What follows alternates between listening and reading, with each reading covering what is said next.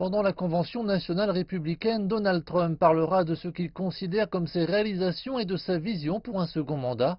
Il devrait accepter la nomination jeudi et prononcer son discours d'acceptation sur la pelouse sud de la Maison-Blanche.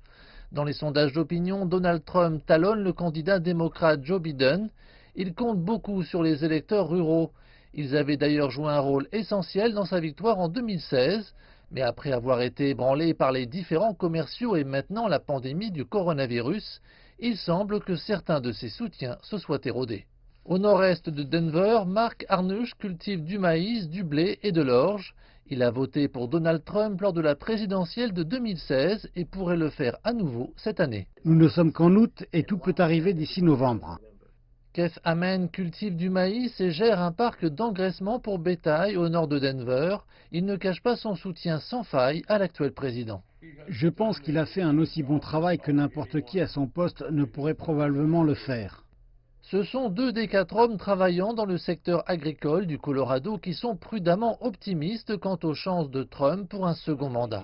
Je pense qu'il se prépare à une bataille difficile comme ce fut le cas en 2016. Cette région rurale, une vaste étendue d'Amérique parsemée de fermes et de ranchs, a été l'épine dorsale du soutien du président. En 2016, il a remporté les électeurs ruraux de 27 points de pourcentage, l'aidant à remporter plusieurs États clés du Midwest. Mais un sondage Fox News indique que l'avantage a été réduit à 9 points. Pourtant, ici, ils sont nombreux à apprécier ce que Donald Trump a fait pour eux. Je n'ai jamais connu un président plus dévoué à sa vision de ce qu'il pense être bon pour ce pays et à faire avancer les choses. Il le fait parfois avec un frisson de l'avant-bras, mais il fait toujours passer son message. Ici, on dit qu'il a supprimé des règlements contraignants. Nous voulons simplement sortir et faire notre travail, et qu'on nous laisse tranquille, et que le gouvernement nous laisse tranquille, qu'on puisse vivre simplement, gagner notre vie. Beaucoup aiment son approche agressive du commerce. Voici l'accord, voici ce que nous voulons faire. Si vous voulez faire du commerce avec nous, tout va bien. Si vous n'en voulez pas, d'accord, mais nous allons conclure un accord et nous allons passer à autre chose. Cependant, les différends commerciaux et les problèmes de la chaîne d'approvisionnement liés au coronavirus ont contribué à faire baisser les prix des cultures et du bœuf, ce qui pourrait nuire au président.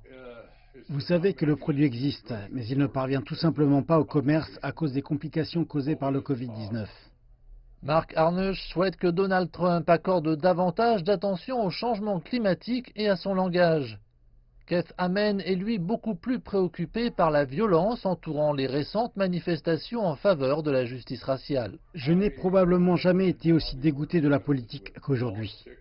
Alors que le rival démocrate Joe Biden est fortement favorisé pour remporter le Colorado, un certain nombre d'États pivots restent à la portée du locataire de la Maison-Blanche. Ces États sont vraiment vitaux pour qu'il l'emporte. Il n'a pas beaucoup d'options pour parvenir à la victoire. L'analyste politique Seth Masket estime que le dénouement repose sur Donald Trump dans la partie rurale du pays. Je pense que cette élection est extrêmement cruciale. Tous conviennent en effet que les enjeux sont élevés. C'est une sorte de choix entre rester une république libre dans nos valeurs et notre patrimoine ou passer à un état d'esprit plus socialiste. Je pense que les États ruraux seront ceux qui décideront de la tournure que prendra cette élection. Mais ça, nous ne le saurons pas avant un peu plus de 2 mois.